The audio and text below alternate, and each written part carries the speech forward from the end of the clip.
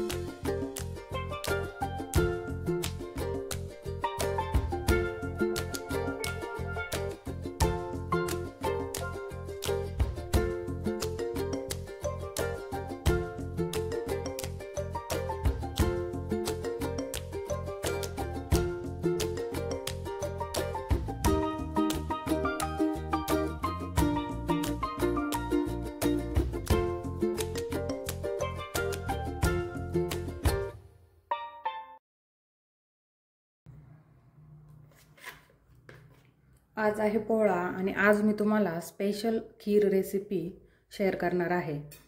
मी कोणत्या प्रकारे खीर बनवते ते तुम्हाला आज मी दाखवणार आहे. तुम्ही सुद्धा या प्रकारे खीर बनवू शकता.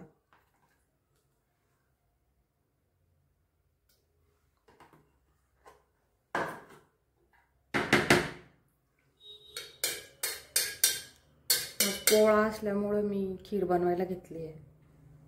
आज सगळं पुरणपोळीचं जेवण आहे. पातेलं इथे तापलेलं आहे चांगलं.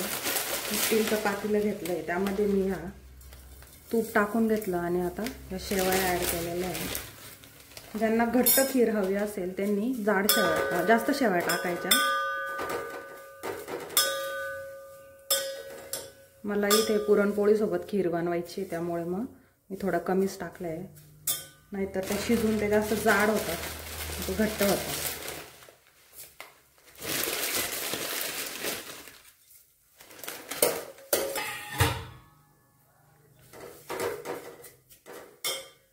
तर याच्यामध्ये मी पाणी ॲड करते थोडंसं.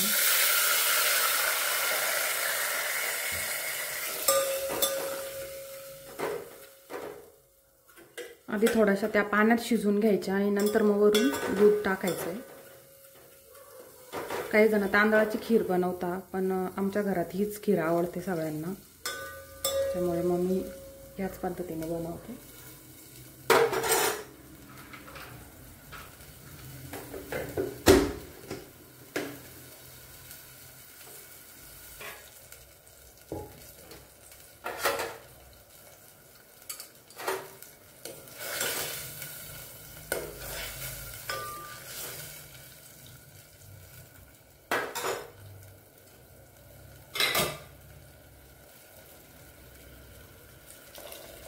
त्यामध्ये मी गरम दूध ॲड करून घेते.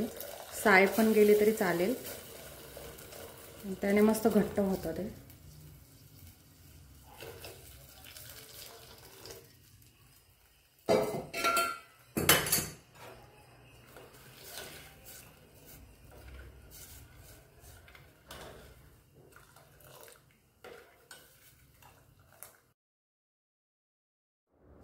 इथे मी याच्यात खीर मसाला टाकला आहे. तुमच्याकडे जर ड्रायफ्रूट पावडर वगैरे असेल आणि केसर, त्याच्यानंतर बदाम, मनुके असतील, तुम्ही ते टाका. इथे मी खीर मसालाच ॲड केलेला आहे, कारण त्याची चव छान येते मस्त खीरमध्ये. त्यामुळे तुम्हाला हवं तसं तुम्ही तुमच्या याच्याने टाकू शकता. यामध्ये मी अंदाजे आता साखर टाकून घेते. ज्यांना गोड हवी असेल त्यांनी जास्त साखर टाका, आणि ज्यांना कमी गोड हवी असेल त्यांनी कमी टाका. इथे पुरणपोळीसोबत खायची होती, त्याच्यामुळे मी थोडी कमीच साखर टाकली आहे. जेव्हा पुरणपोळीसोबत खीर खाऊ तेव्हा ती बरोबर बॅलन्स होऊन जाईल. तर थोडेसे बदाम होते ते मस्त क्रश करून घेतले आणि ते पण टाकले वरून. मस्त खिरीला उकळी येऊ द्यायची, 5-10 मिनटं कमी गॅसवर उकळू द्यायची. मग आपली खीर रेडी आहे. तुम्ही खीर नक्की घरी ट्राय करून बघा. सणांच्या वेळेस किंवा काही छोटा मोठा कार्यक्रम असेल तेव्हा पण ही खीर छान होते आणि छान लागते. तुम्ही पण घरी नक्की ट्राय करा, आणि ट्राय केल्यानंतर मला कमेंटमध्ये सांगा की खीर कशी झाली ते. जर तुमच्याकडे खीर मसाला नसेल आणि ऐनवेळी जर करायची असेल तर तुम्ही वेलची पावडर आणि थोडंसं जायफळ पण किसून टाकू शकता, त्याच्याने पण खीर मस्त लागते. आमच्या इथे ही खीर नेहमीच होत असते आणि माझ्या घरात ही खीर सगळ्यांनाच आवडते. भरपूरच पदार्थ बनवायचे होते. मस्तपैकी खीर झाली आहे. आता रशीची तयारी करून घेते. रशीसाठी कांदे आणि खोबरं भाजीपर्यंत भज्यांसाठी कांदे कापून घेतले.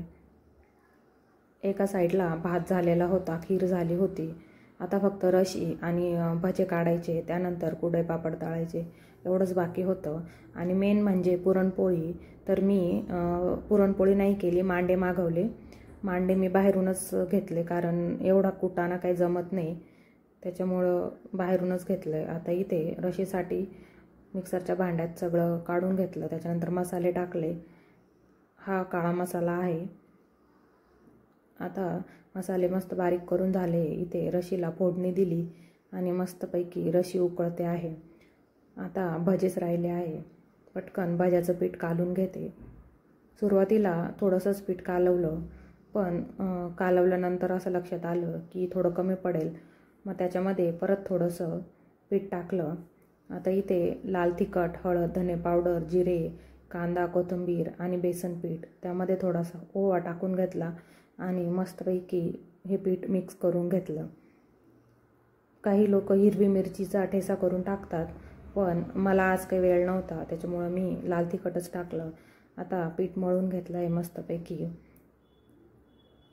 थोडंसं कमी वाटलं म्हणून परत बेसन पीठ ॲड केलं आणि ते बी परत मळून घेतलं. सुरुवातीला मी खूप घट्ट पीठ मळलं होतं, कारण कांद्यामुळे ना त्याला थोडंसं नंतर पाणी सुटतं. तरी पण जे व्हायचं तेच झालं. आता सगळे पापडं तळून घेते.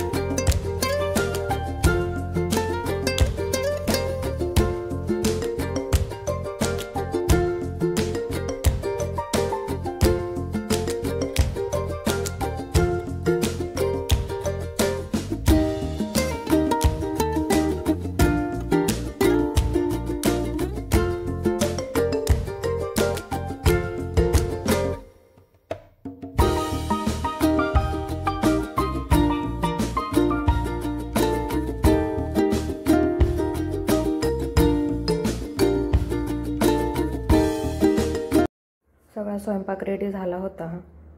इथे भजे झाले, अळूवडी तळून झाली, त्यानंतर रशी रेडी आहे.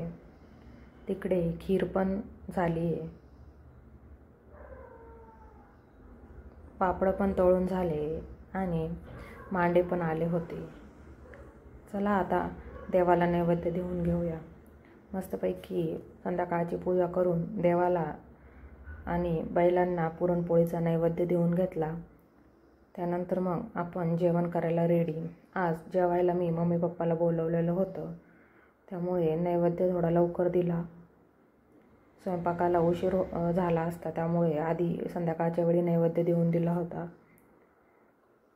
कट्टू डे 2. आज आम्ही गेलो होतो नस्तनपूरला. नांदगावपासून जवळच नस्तनपूर शनी मंदिर आहे. इथे शनी महाराजांचं मोठं मंदिर बांधलेलं आहे आणि आजूबाजूचा परिसरही खूप छान आहे. इथे श्रावण शनिवारी दाळबट्टीचे कार्यक्रम होतात. आज शनी अमावस्या होती, त्याच्यामुळे शनीला गर्दी झाली होती. तरीही श्रावण महिन्यापेक्षा जास्तच गर्दी, श्रावण महिन्यात जास्त गर्दी असते आणि श्रावण आज संपणार होता, तरी आज एवढी काही गर्दी नव्हती आणि संध्याकाळ पण झाली होती, त्यामुळे थोडीशी गर्दी पण ओसरत चालली होती. इथे दिंडी घेऊन आलेले लोक आता रिटर्न होत होते.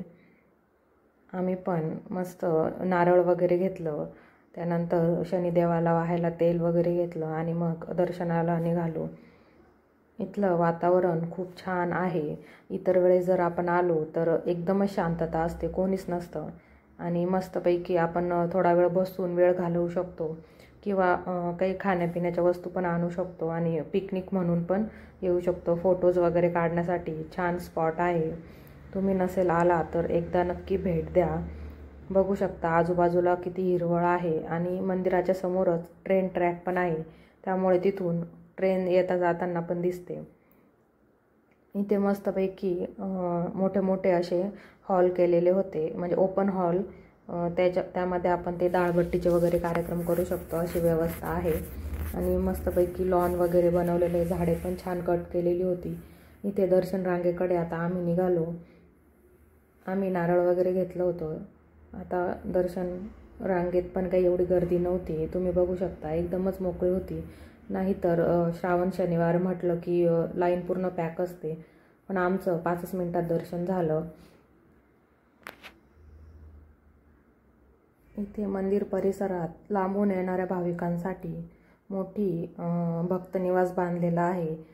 तिथे जे लांबून येणारे आहेत त्यांना थांबण्याची पण सोय आहे, पण शक्यतो कोणी तिथे काही थांबत नाही. आता इथे दर्शन रांगेतून आपण मंदिरात आलो आहे. तुम्ही पण मस्त शनिदेवाचं दर्शन घेऊन टाका. इतर वेळी फोटोग्राफी अलाउड नसते, पण मी चान्स मारून घेतला कारण गर्दीमध्ये त्यांना काही एवढं कळत नाही. तरी पण थोडंसं शूट घेण्याचा प्रयत्न केला आहे. तुम्ही पण दर्शन घेऊन टाका. मस्त छान फुलांची सजावट केलेली होती. तिथं गेल्यावर खूपच छान वाटत होतं. दर्शन घेऊन बाहेर आलो आणि थोडेसे फोटो काढल्यानंतर आता घरी जाण्याची वेळ झाली होती. मंदिर परिसर तुम्ही बघा, एकदम छान आहे. चला तर मंडळी, व्हिडिओ कसा वाटला ते कमेंट करून नक्की सांगा. भेटूया अशाच एका नवीन व्हिडिओमध्ये. आणि पुढच्या व्हिडिओमध्ये आता काही श्रावण संपला आहे, मग नॉनव्हेजचं बेत होणार आहे, त्यामुळे पुढचा व्हिडिओ बघायला विसरू नका. चला भेटूया नेक्स्ट व्लॉगमध्ये. तोपर्यंत बाय.